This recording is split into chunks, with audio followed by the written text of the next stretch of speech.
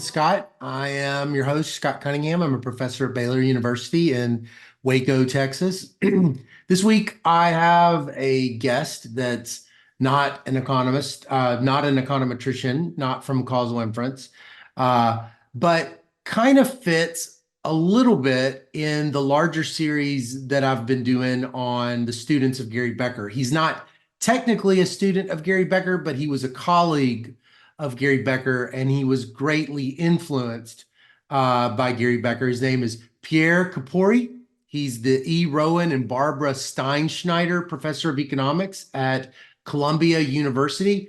Dr. Chiappori is a micro-theorist, a microeconomist, kind of an applied microeconomist, but more so in the development of consumer theory, focusing on the household and the relationship between the household and labor supply. And it's very, as well as just the overall analysis of the household as an important economic unit. We had a really nice talk and learned a lot about him. I've been for a long time very interested in Dr. Chiappori. I read his collective household models a lot in graduate school for my dissertation. I once discussed one of his papers, and hope that this is interesting to you. So thanks a lot for tuning in, and I'll turn it over to Scott and Dr. Chiappori now. Well, it's my pleasure to have someone who I've met before, but I haven't gotten to spend this much time with. That I've been a big fan of for a long, long time. I'm going to let him introduce himself. For the sake of the listener, can you tell us your name, your job title, and the name of your employer? Yes, so my name is Pierre Chiappori. I'm a professor of economics at Columbia University. Awesome, awesome. Well, let's start with an icebreaker. So what's a vacation that you took as a young person that you still kind of think about from time to time? Maybe it's not your favorite one, but it's sort of you've thought about it every now and then. Oh, there are lots of them. You know, when I was young, I traveled a lot, and so many come to mind. My discovering Asia, for instance, Southeast Asia. We went to Thailand and Indonesia. Thailand was striking because that was like more than 40 years ago, actually, almost 45 years ago. And Thailand at that time was extremely poor. And I've been going back to Thailand repeatedly, and the progress that has been made is just amazing. So in a sense, you see what the meaning of economic progress is when you see the level of poverty early and then later. Oh, wow. But then there are other places. There is Egypt, there is Kenya, I mean, lots of places. Oh, wow. I've never been to any of those places. Oh, that's neat. Well, okay. So where did you grow up, and what did your parents do for a living? So I was born and grew up in the second smallest country in the world, which is Monaco. And yeah, it's a country. We are represented at the United Nations, and so that's where I was born, from a family that has been in Monaco for many Prince of years. Monaco, Grace Kelly. Yes, exactly. Yeah, Exactly. yeah. I grew up with a huge crush on Grace Kelly. That was my first Hollywood actress I was in love with. And so was she Princess when you were younger? I can't remember the timeline. Yes, yes, she was. Oh, Yes, she was. And actually, I had the opportunity of meeting her as oh, my princess. And I must say, she's probably the most beautiful yeah, woman I ever saw. I mean, she yeah. was really, really incredibly beautiful. She was amazing. Did you ever watch any of her movies? The Alfred Hitchcock Real? Yes, all of them. Uh, I mean, all of them. Starting with the one with, oh, well, I remember the name in French because I saw it in French, which is Fenêtre sur Cour. It's the one in which she is visiting her fiancé was broken his leg, and then by the window oh, they see a yes. murder. That's my I don't favorite. That's remember. my they call Rear Window with Jimmy Stewart. It's Rear Window, I yes, love yes, it. with I Jimmy love Stewart. it. Oh, wow. How big is Monaco? Uh, Monaco technically, geographically fits into Central Park, New York. No It's way. Wow. 1.5 square kilometers Wow. and 50,000 people. So Wow. I told you it's the second smallest country in the world. I mean, Well, what was it like being a kid there? look, it was great because it's extremely mixed. You got extremely wealthy people, Yeah. and then you got people living everyday life. You got people who, when I was young, there were still fishermen there. There were, the local people who spoke the local dialect. Yeah. And you were going to school, all those people were going to the same school. There were not that many schools. And so Uh-huh. there was a kind of social mixing up, which was extremely pleasant. Oh, wow. So it's so concentrated. You were just right in the middle of the city or whatever. It would be just right in the urban area. Is that right?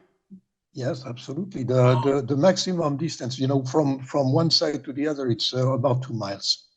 Wow. So what's it like being a kid in that kind of compact life? I mean, would everybody, it's like everybody's your neighbor, it seems like. Yeah, well, first of all, it's a great place because the cold winter day is something like in the 60s. A hot Mm, summer day is in the upper 80s, lower 90s. mm, You can swim in the sea basically from May to October, mm. and then you can go skiing in the Alps, and it's a 1.5 hour drive to go skiing.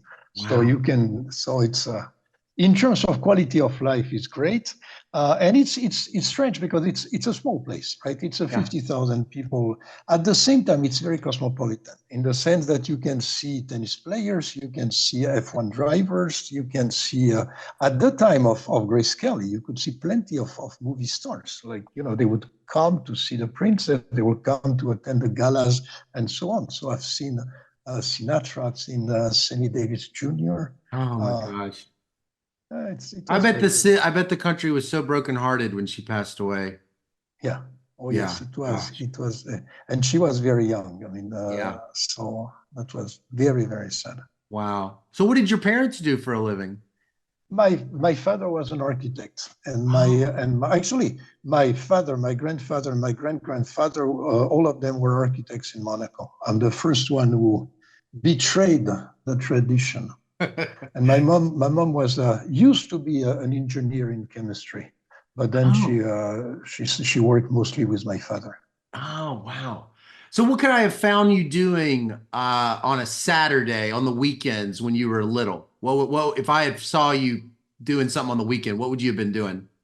Well, in the winter I would be skiing, Oh, uh, and in the summer I would probably be going to the beach.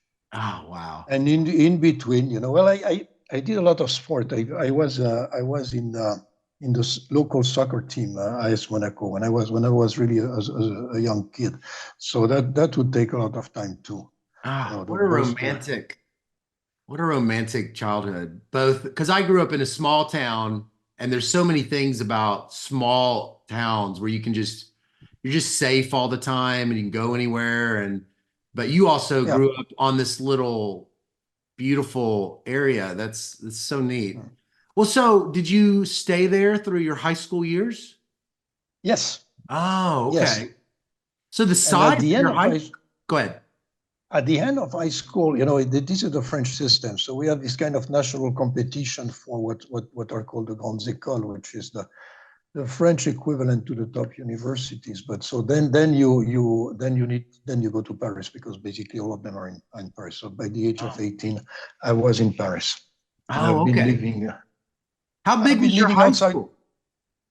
Sorry, How big was your high school? How many students were in it? I would say like 1,000. It was not Oh, huge. okay. Okay. Well, so, you clearly have this like emerge, your career in school later is so focused on mathematics. Was that something even in high school that you sort of saw that you had an interest in mathematics even in high school? Yes. Oh, Yeah. definitely yes. I loved mathematics. It Mm. was so much fun. Mm, Actually, when I was in high school, I love a lot of things. I love the history. I love the French language. I still do.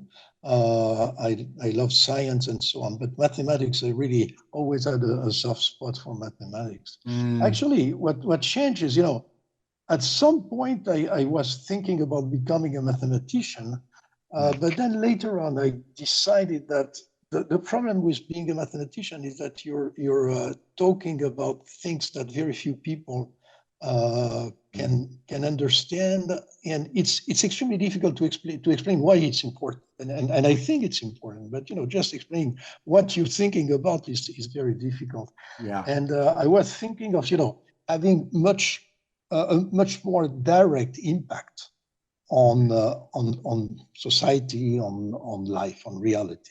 Mm, Actually, I would have been very much interested in becoming a physicist. mm. I loved physics. What I loved in physics is the fact that you use very sophisticated mathematical tools, but you're talking about reality. Oh, so there was something about mathematics you both loved and you loved it very much, but you also wanted to interact with with the world that humans lived in. So you felt like that must have been a strange feeling to love it so much and somehow feel like you felt like it was lacking or it just wasn't the right fit. No, it's first of all, I loved math by itself. The kind of logic, this kind of intellectual challenge, and the fact that once you understand the way things come into place in ways you would not have suspected and exposed, it's so beautiful. Like there are still theorems that I find beautiful, which Mm. my wife has a my wife laughs every time that I tell her, look at this, how beautiful this theorem can be. But a mathematician will understand that. But Yeah. at the same time, another thing which is absolutely fascinating with mathematics is that it's not only a game, it's not chess. Right. It also provides you with tools that allows you to understand the world. Look, I Yeah. remember something that I found very striking. That was in the what they call the class préparatoire, which is after high school and before the university. But we did for the first time in our physics class the Newton's computation. The fact Mm. that you're deriving the fact that the orbit is an ellipse and so on. And I was absolutely fascinated because Mhm. everybody knows about Newton, but then Yeah. you realize that the tools that you already know, the kind of things that are at your disposal, they allow you to do it. And Wow. it's no longer magical, It's no longer this kind of genius game. And when you see how it works, actually, it's pretty simple. And Yeah. this feeling that's very complex thing in reality, might become much more understandable because you're using the right tools. Yeah. This is something that was the coup de foudre, as we say in Oh. French. So was that sort of an early intellectual kind of event for you, sort of realize that was kind of that really special that made you want to go more deeply into that kind of work? That Yeah, kind of, yeah. that I kind of mean, applied I've work? always been into mathematics. Actually, I started at university in mathematics, so I had my the equivalent of a BA was in math, and that was a pretty competitive place. I mean, I went to the École Normale Supérieure. Two of my classmates got a field medal. So Oh, wow. yeah. So the basic, it, but uh, that's where I really felt that I wanted to go beyond math and Mm. to apply math to something else, and I was hesitating between physics and economics. Mm. So Eventually, I chose economics. you go to ENS and École Polytechnique, and I didn't understand on your Vita how there were two schools listed. I Oh no, didn't. I was admitted to both by the competition, so I had to choose, and I chose ANS. Oh, you chose ENS. So So it's a I very was not a student. you were not a student. I was not a student at École Polytechnique. I could Oh, have been, but I chose ENS. So I was a oh, I student at see. ENS. Okay. So ENS is a top university in France. That's correct? I didn't know about it. it's not exactly a university in the sense that first of all, it's highly selective. There is a very tough competition, whereas the universities in France are not selective.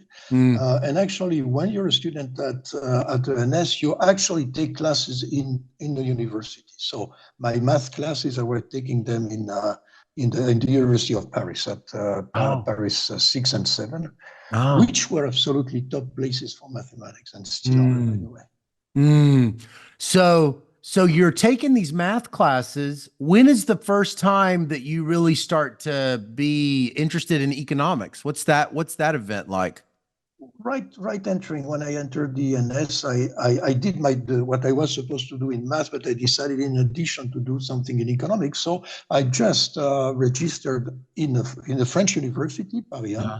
which was a university of law and economics. And Uh-huh. at the same time as I was doing my math in Paris 6, I was doing the equivalent of a BA in economics. Oh, oh. Well, so what drew you to economics out of physics, for instance? What was it about economics that was the more captivating thing? Well, I guess two things. First of all, well, there is a minor thing and a major thing. The minor thing is you want to be a physicist, you need to be born in 1900. Because Ah. in 1900, it was so exciting. People came with crazy ideas like, how about a particle is also a wave? And then you write the equations and then you make crazy prediction and you test them and it works, this kind of stuff. Nowadays, physics is so complicated, so difficult. There was this very Mm. impressive mathematician that we were uh, all looking at when I was a student. He was a young researcher, and he was an incredibly good mathematician. And he started to do physics, and he was interested in string theory, Uh-huh. and he essentially was facing a wall. And he made some progress, but he never could break the wall. And Mm. then you start thinking physics is becoming extremely complicated, whereas economics, you really had the impression that even simple tools had not been fully used. So that's the Mm. minor thing.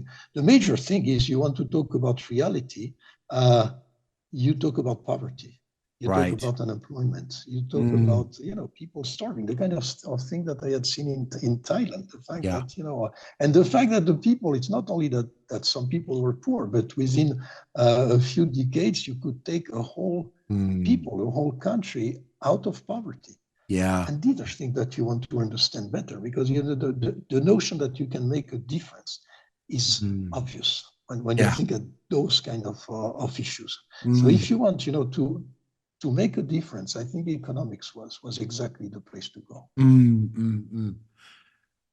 That's that's very interesting. So you in at ENS, there's what Mhm. an economics class that you end up taking, and that's where No, actually, the economic classes, I took them at the university. oh you took them at the So university. ENS, essentially, I was staying at the ENS. It's an internship.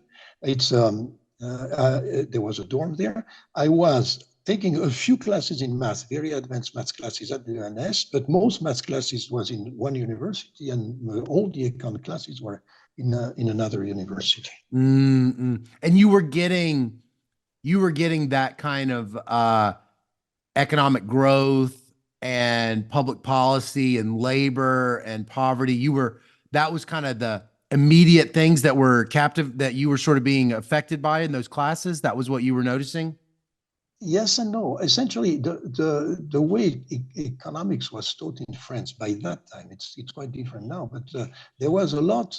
It was, first of all, economics was taught in university that used to be traditionally law schools.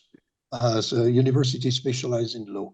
So there was a lot of emphasis put on structures, on regulation, and added to that was the fact that there was the Marxist tradition that was still extremely strong. Even people who were not Marxists felt that they had to speak speak about Marxism and to, if only to distinguish themselves from Marxism. Oh. So I had, there was a lot of, the training I had was quite different from the training I would have had in the US, for instance, because there was a lot of emphasis on the history of economic thought, on better understanding the Marxist tradition, describing the institution, over and above the usual thing, macro, micro, and so on. At the end of the day, it was valid. I mean, it means that the kind of training I had in economics was quite different from the standard training of a US student. Obviously, a US student would have been better trained in the usual sense, that he would know many more practically useful things that I would, many things I had to learn by myself. Yeah. On the other hand, it gave me a completely different perspective. It gave me, for instance, I've always been very much interested in methodological issues. What's a good theory? What's science? What makes a theory scientific? And those are things that I started to think about when I was a student. So at some point, I guess, while you're at college, while you're in university, it becomes really clear you want to become a professor, or you're wanting an academic career. Is that right? Oh, yes, right from the beginning. Right from the beginning, you knew you wanted to be an academic, but you don't want to go into math. You decide, I want to go into economics. Yep. Yeah.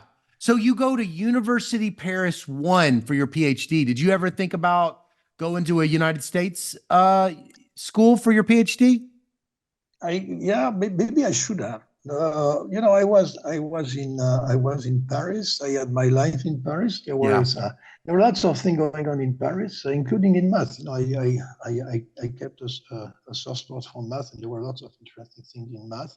So at the end of the day, to be honest, going to the US for a PhD, it's something extremely common now, basically throughout Europe, in particular in France. It was more exotic at that time. So, there was a kind of career. You go to the French university, you take a national competition, which is called agrégation, and then you become a professor. And that was at the end, I'm among the very few people, professor currently at the US university, who don't have a PhD for either the UK or the US. Yeah. And there are people from all over the place, but most of them have either a British or an American PhD. Oh, that's interesting. Or a Canadian. I mean, that's. Okay. Well, so how would you describe, now that you've been in so many, top universities in the United States as a professor, and a lot of people listening probably are their education, it is probably more like the typical American PhD program. How was it different for you at University Paris 1 than, say, Columbia or Chicago? What the typical student experience? What was different? Oh, it was completely different, especially at that time. At that time, Paris 1 there was very few formal teaching. So that was slightly frustrating, because I was very much interested in applying math to a real life problem.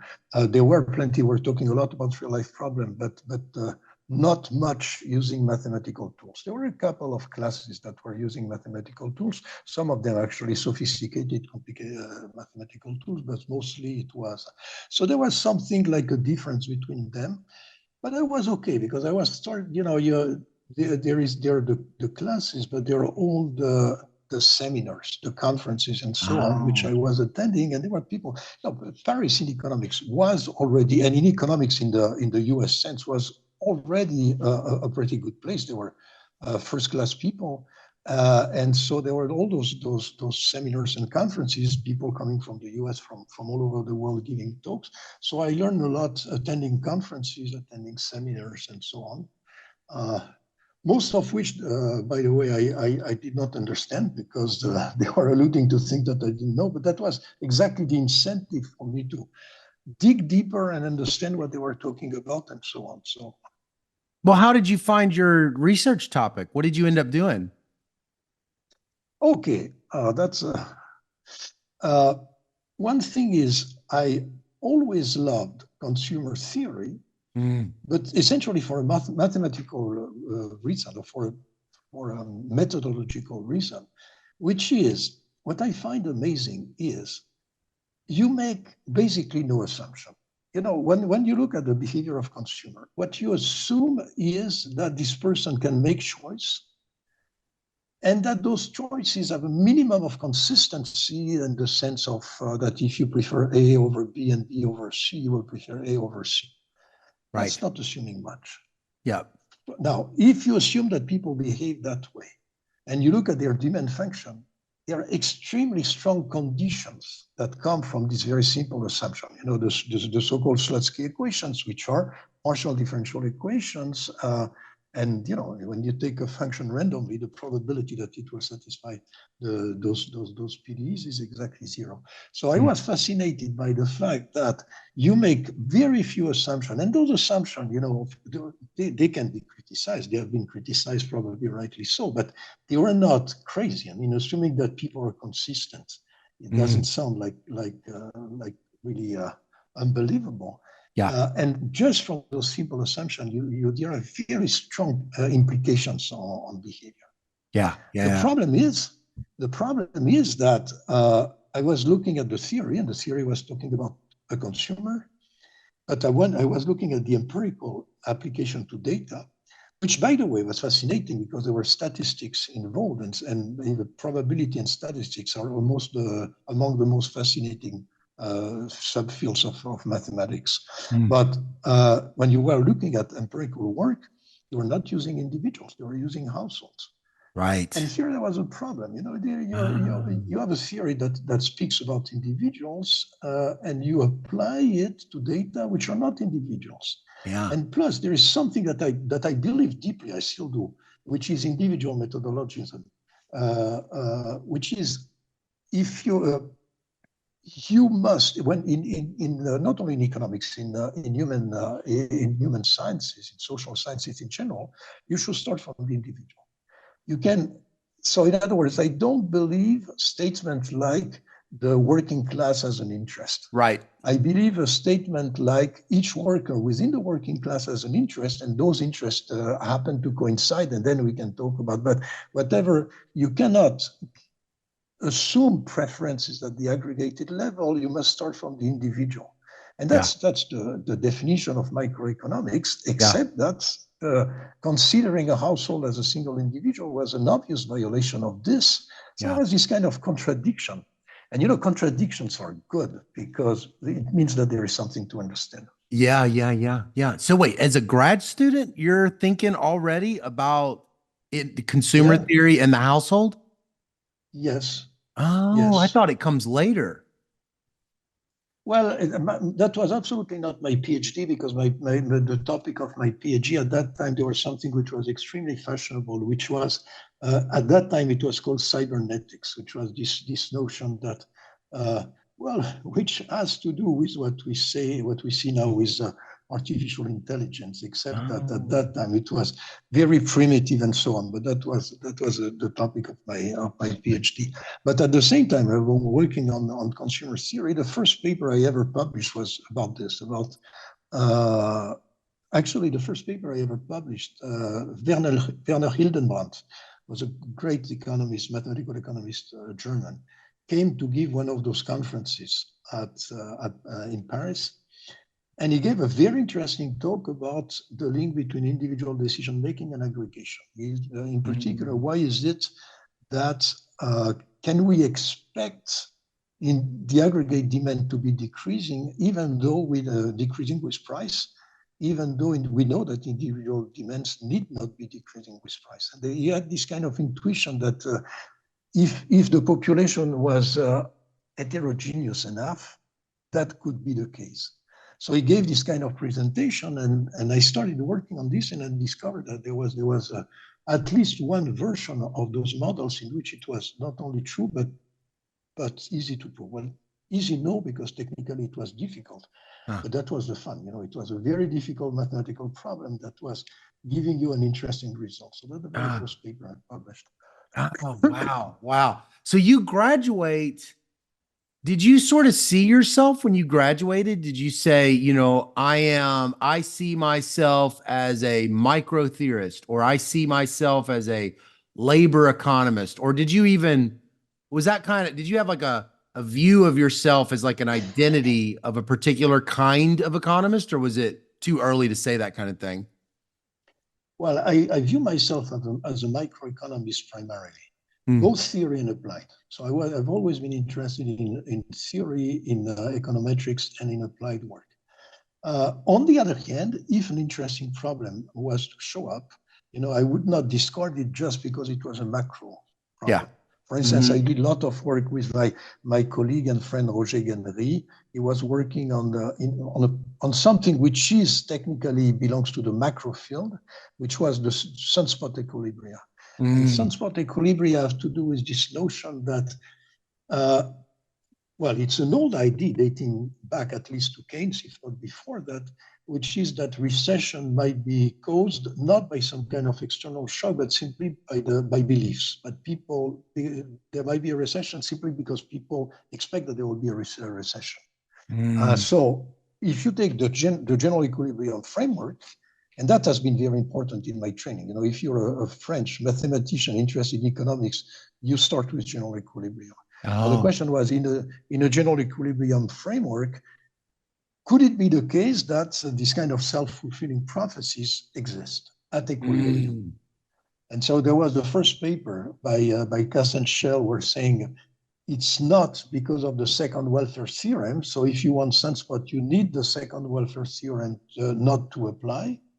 Uh, but then there are lots of situations in which the welfare theorems do not apply, and in particular, if you take an economy with an infinite horizon, Hmm. then actually the first welfare theorem doesn't apply when the horizon is infinite, is infinite, and therefore there was a possibility there of self-fulfilling prophecy, and again that was mathematically quite challenging, uh, and but there was this kind of intellectual excitement which was not due to the maths, which was really due to this intuition which is deep in social science, that the main difference between physical and social science is in social science, the object you're talking about, they think, they behave, and in particular, their behavior might respond to what you say about them.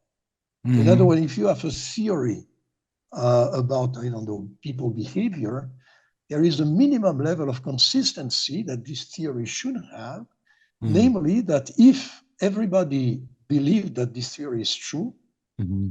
that will push them into behaving in a way that does not falsify the Oh, theory. So yeah, that is kind right. of not self-defeating.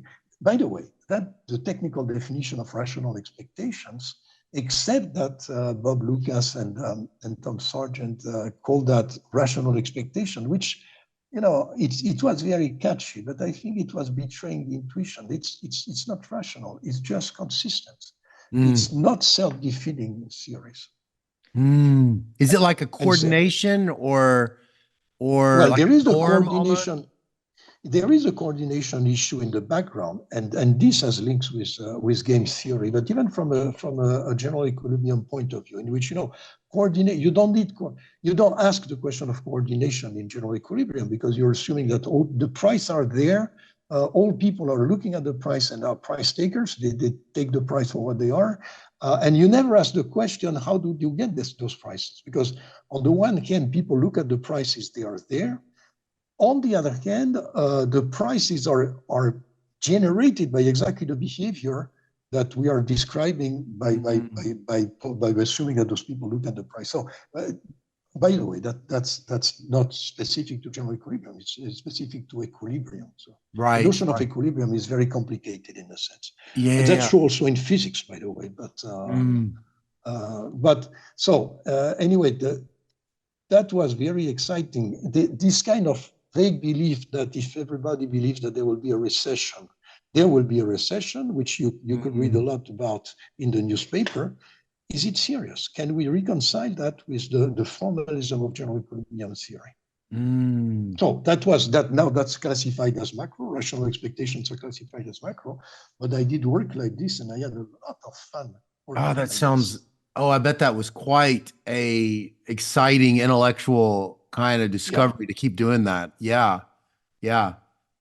So I was kind of thinking, it's so interesting because I did my dissertation had a lot to do with the family. I sort Mhm. of take a direct line to your work through the family. And so in preparing for the interview, I started to realize how much more of it was rooted in an older work of yours in consumer theory. So I have a quote that I wanted to start off with. This is from your 97 Journal of Political Economics, Journal of Political Economy, introducing household production in collective models of labor supply. Yeah. So you say, among the most serious shortcomings of the 1992 model, this was your 1992 model, is the absence of household production. As in most labor supply models, agents were assumed to divide their time between market activities and leisure. As Apps and Reese in this issue very rightly point out in their comment, the absence of domestic production is far from innocuous as soon as welfare issues are considered. For instance, a low level of market labor supply will automatically be interpreted as a large consumption of leisure when it may in fact reflect the specialization of one of the members in domestic production. Okay, so I want to use that quote as a starting point. What is going on in this earlier 1992 article and what's its origin and why are you saying it's lacking? What exactly is the story of this 92 leading into this 97 paper?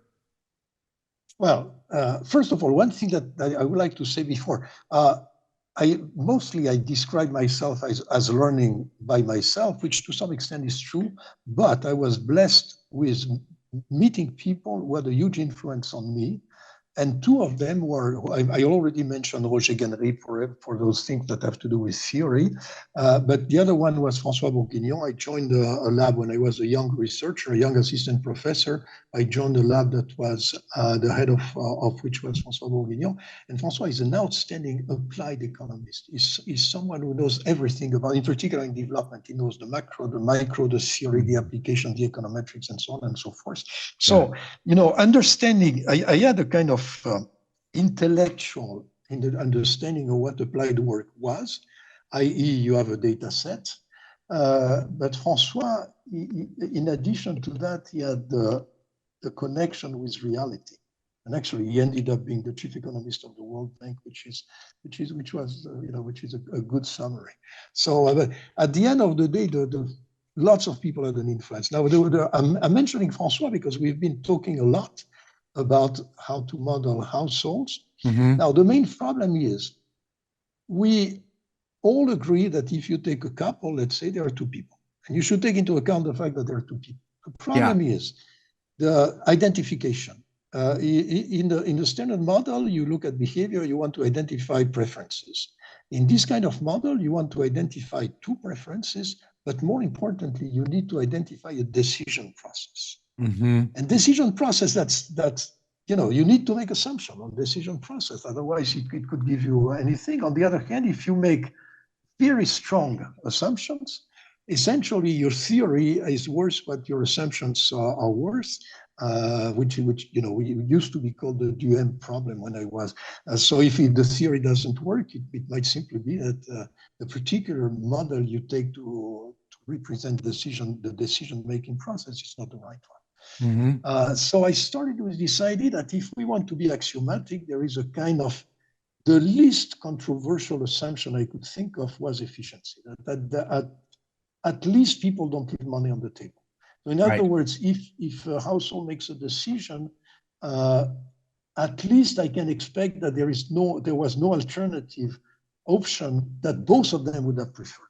It Mm-hmm. could be that he would have liked something else, or she would have liked something else. But if they would both agree that something else was better, they would have done it. Okay, so that's the basic assumption. Now the question is, if we make this, can we identify? Is it possible to recover the preferences and the decision process? And my intuition was absolutely not. We don't have enough data. And then I started working on a very simple labor supply model. When you have difficult questions, you always start with a simple model. So the simplest model in which there are one consumption good and two labor supply of the husband, labor supply of the wife, and Right. everything that's not labor supply is leisure. Mm. And then I discover, working out the equation, that actually you can identify. That's enough to identify. So that Mm. was my initial papers. That was the 92, or that's even earlier? That's the 89 and 92, the Oh, econometric 89 and JP 92. okay. But then now you start, then you're holding something. Then you got the impression that maybe you can open the black box of the household, maybe just by looking at the behavior of the household from the outside, you can learn something about what's going on within the house. Mm. And then you start being serious about, but what is there? What is it? What? So one of the things is domestic work.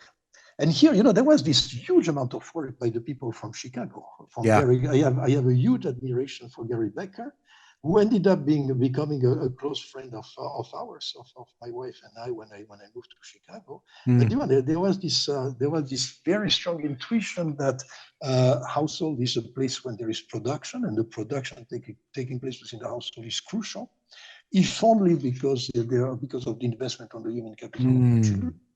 Mm. But at the same time, they're public goods.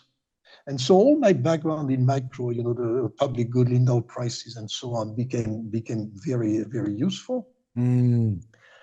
And so starting from this, I started by introducing, in the paper you mentioned, domestic production. Yeah. And so from an intellectual point of view, it was interesting, but practically there were very exciting everyday life questions that were related to that. For instance, if I observe that a given change in policy results in the wife spending more hours, less hours on the market, should I conclude that her welfare has been increased? In Mm-hmm. my initial model, the answer is yes, because if she's not on the market, it must be leisure. In a model with domestic production, things are much more complex. And then there are lots of issues which are real life important welfare issues that you can start thinking about. And then came the last stage, which is, can we have a general theory of household behavior? So in other words, you take consumer theory, it's perfectly closed. You have preferences. If you have preferences, you have a demand function, and you know exactly the necessary and sufficient conditions for the demand function to be derived from this. Could Mm. we do that for a household Mm. under the assumption of efficiency? Mm. And that's the toughest mathematical problem that I've faced in my life. Mm. And it's not only me. I mean, you might remember when I was a student, there was a lot of excitement about what used to be called the Sonnenschein problem. Mm. Sonnenschein had two papers in the late 70s, if I remember well, in which he was asking the following question: uh, is there any testable implication of general equilibrium? In other Mm. words, the way he was asking is the following. If you take individual demand as derived from maximization of utility, there is a lot of structure. There is the Slutsky equation. Assume that you don't have one individual, you have many individuals, and you aggregate. Is there any kind of structure that remains? He was asking two questions. One question was in an excess demand framework, and another question was in a market demand framework. Mm. Technically, they look pretty much the same. In practice, they are completely different. The excess demand was solved within months by Montel, then De Breu, then Montel. I mean, it was solved immediately. Mm. The market demand was much, much more complex and was not solved before the year 2000.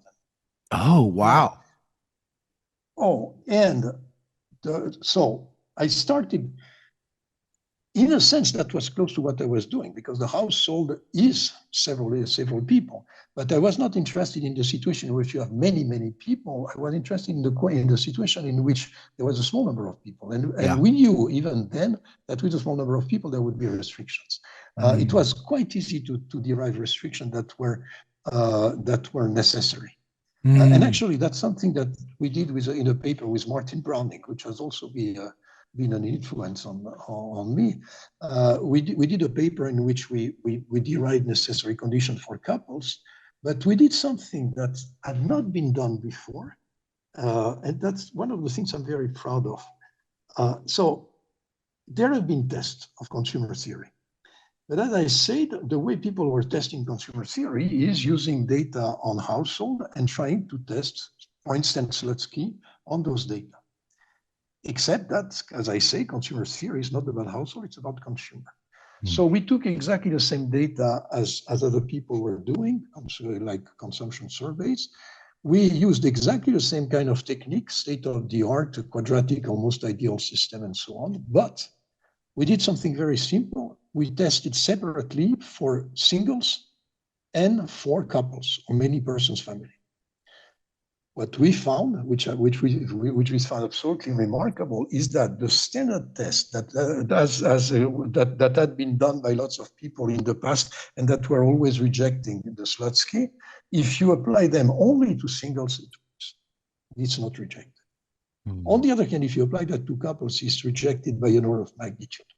So those kind of data were telling us couples do not behave as singles. And actually, when we tested the necessary conditions for couples as derived from the collective model, it was not rejected. But then the question, the very difficult question was, we know necessary conditions, are they sufficient? And that was very much related to the problem, to the Sonnenschein problem, to the market demand version of the Sonnenschein problem. And that was way too difficult for me, but I had a good friend, and this has been another huge influence of what I've been doing. His name is Ivar Ekland, and he still is, one of the most impressive French mathematicians, which is something, because there are lots of impressive French mathematician, but he's an incredible mathematician. And I didn't know him. I know of him, but I didn't know him personally. But I knock at his door and I say, okay, here is a problem. And of course, I was not talking about economics. I was giving the mathematical translation of the problem. Do you have any idea of how to face that? And he said, I don't, but there is an old book by Cartan, that he wrote in the middle of the 20th century, and here there are some ideas that could be useful. And we started in this collaboration, and at the end of the day, we understood everything. I mean, we understood exactly how it modeled, what conditions were necessary, whether they were sufficient, what we needed for identification, and so on and so forth. Oh. And that's, in a sense, that's back to my initial dream. You needed very high-level mathematics to understand this problem, which is a completely everyday life problem. I have those data about household behavior, and I test whether they're coming from a household, and if they do, can I recover preferences, and can I recover the decision process? Oh, wow. Wow. Oh, that's so exciting. So you end up at Chicago. When did you and Gary Becker start to kind of interact with each other? Had y'all been interacting a while before you landed there? Yeah, so first of all, I had plenty of friends in Chicago, mostly people like Zurich Schenkman, who is a very brilliant economist and mathematician. And he had very close connection with the French mathematicians. Mike Woodford, who had worked on sunspot equilibria. So I had friends in Chicago. And then one day there was a conference of I think it was the Association of Population Economics or something. Anyway, there is a conference, and there are two keynote speakers. One is Gary Becker, and I am the other one. And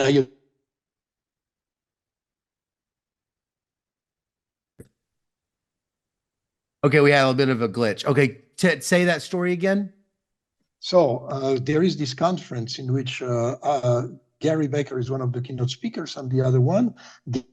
And at the end, he says, you must come to Chicago, visit us, which I said, of course, I will be honored and delighted to visit. So I came to visit in 92. Oh. And it went extremely well. I could talk with basically everyone there. There were wonderful people. There were people like Rob Townsend. There were people like Gary Becker, Bob Lucas, Jim Heckman, was an absolutely fascinating person. Lars Hensen. No, by the way, many of those guys ended up with the Nobel since then. But And so I spent an extremely great time there. Yeah. Uh, and then at some point, they made me an offer. So they say, but why don't you join us? And I remember Soji Schenkman was the head of the department at that time. He called me, he asked, how much are you making altogether? Because, you know, the wages of economists in France is not that high, but then people do consulting and things of it. But he asked me, all in all, how much are you making? I told him, and he said, we can do better than that. And you will do only the thing that you love, i.e. research and teaching. So that Oh. was quite tempting. But what really made the difference is that my wife is she's a sociologist specialized in medical ethics, Mm. and she had received an offer from the Center of Medical Ethics in the U.S., which is called the McLean Center, which is generally considered for as the best center of medical ethics in the U.S. So, Mm. you know, she has this offer from the McLean Center, which is an absolutely top place. I have an offer from the department, which is an absolutely top place. Our son is 4. So we said, yes, of course, we go. But in our mind, it was very clear that we were going there for 3 years.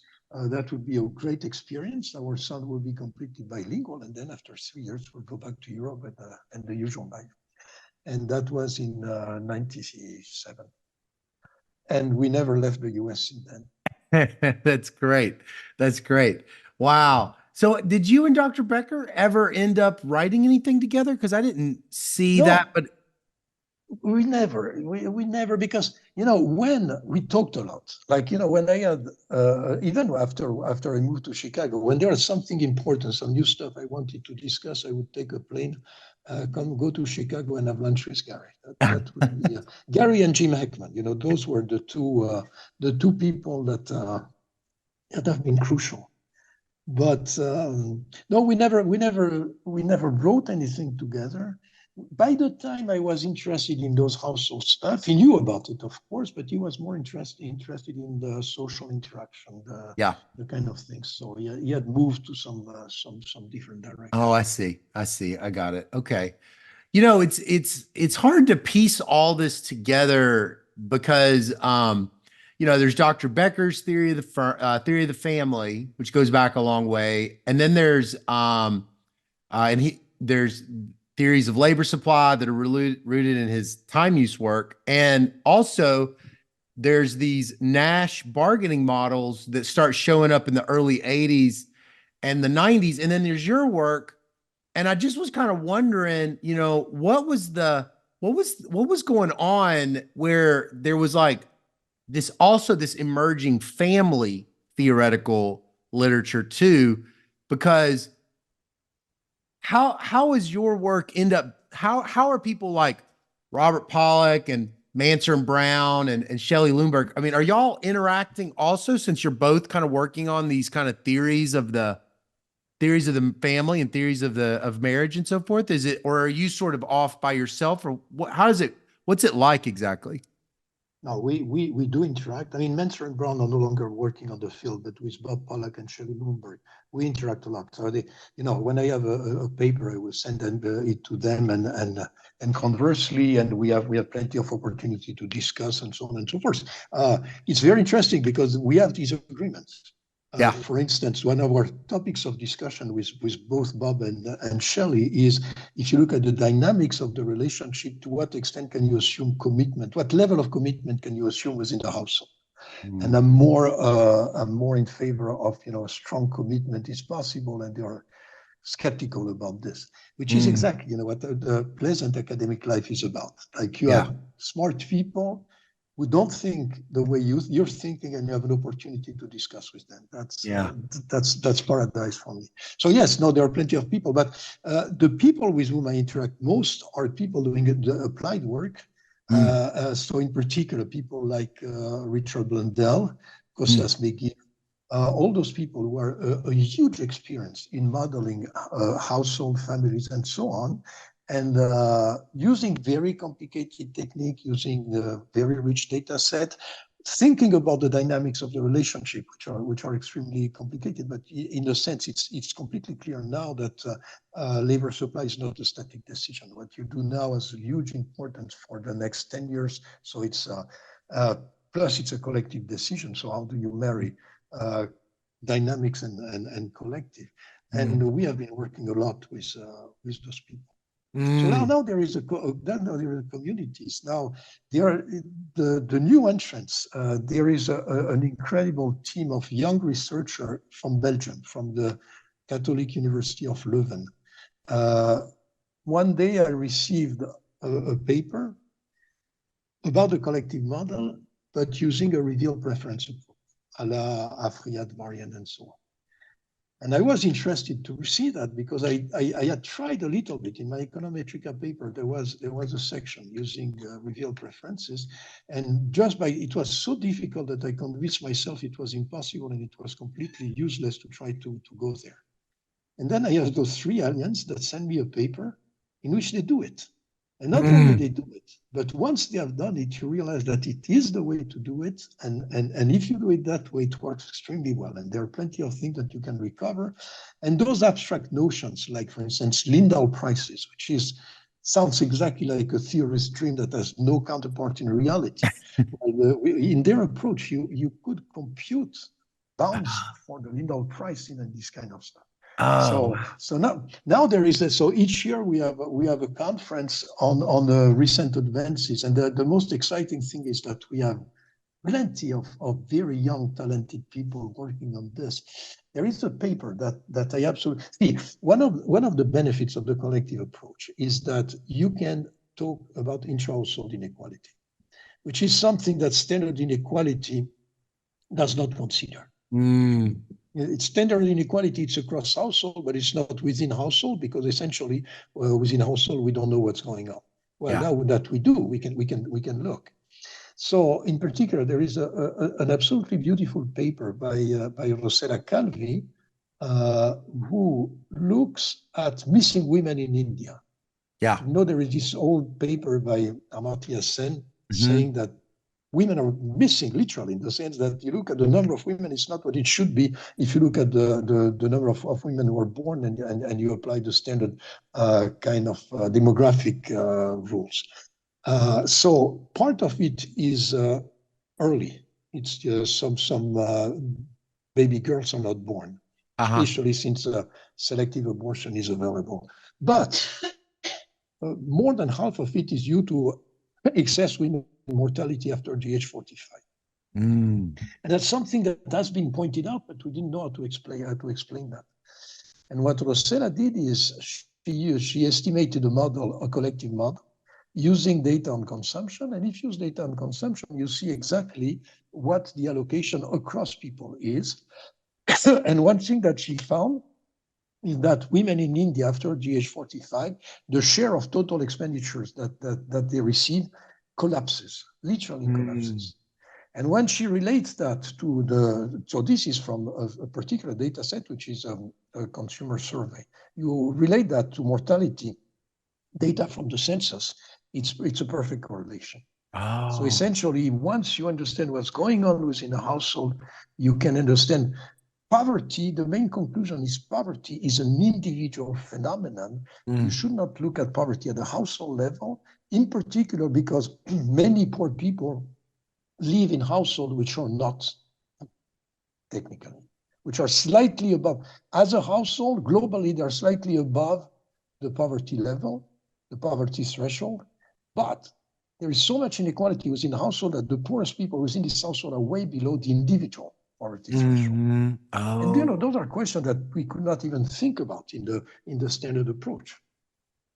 Inequality within the household, and now we have the ability to measure it with these new data sets. You have people that are poor inside a wealthy household. Yes. Well, not wealthy, but slightly above the poverty threshold. Because of this resource allocation within the household. What kind of data Which we set? knew. By the way, we knew that. I mean, if you look at sociologists, anthropologists, it's written there. There is a huge inequality within household in India, We knew that. It's not new, but now we have the economic technology to think about this as economists and what kind of data. And the data, you need consumer survey. Wow. Actually, what you need to identify is you need a commodity that consumed exclusively by a member. Oh, So it could be, for instance, if you have female clothing and male clothing, you can do that with female leisure and male leisure, but then you have to be careful to distinguish between leisure and domestic work.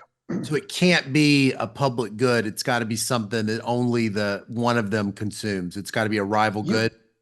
You need at least one commodity for which you observe what he's consuming and what she's consuming. Ah, But there could be, 25 commodities, and for 24, you only observe the total consumption. And but if there is one for which you can observe independently, then you can identify. And it's better than this. There is a beautiful paper where I wrote a paper with Martin Browning and Arthur Lubell about estimating economies of scale within a household. Why is it that it's easier to have a given level of quality of life well, if it doesn't cost twice as much to get a certain level of life, quality of life, if you're in the couple, than if you were in a single. That if you're a single, it's kind of the economies of scale. So you can identify. There is a beautiful paper by Dunbar, Dubel, and Pendacourt using Malawi data. And to the best of my knowledge, that was the first paper to show that even within the poor household in Malawi, he has a population in which 80% of the households were poor in the sense that they were below the poverty threshold. But in fact, it's only 60% of adult male that were poor, whereas 95% of children were poor or below the threshold. So, using this notion that if you think at the individual level, you got conclusions quite different from what you would get at the household level. wow, that's cool. Well, so it's the top of the hour and I want to respect your time. I had one more question I wanted to leave you with. I'm curious, what advice do you give your students at Columbia, where you sort of, you see these kids come in, they're PhD students, and you want to give them advice about, this is the road for starting from, getting here to a successful completion of the PhD. What is it that you're sort of have observed is like the roadmap that you sort of feel like is important to tell these young people? First of all, they are different. The students are quite different. The road most of the time is individual specific. There is no one size fits all kind of recipe. The one thing I emphasize to all of them, however, is what is the economic question? I think a good researcher is someone who asks the interesting questions. The answers, you might or might not be able to find the answers. There are lots of questions that I asked myself in my life, and I never could solve them because they were just too difficult. But asking the right question is absolutely crucial, and try to think about the implication of the question you're asking. Yeah. And that's particularly true. The paradox, it's particularly true for applied. It's particularly true for applied people.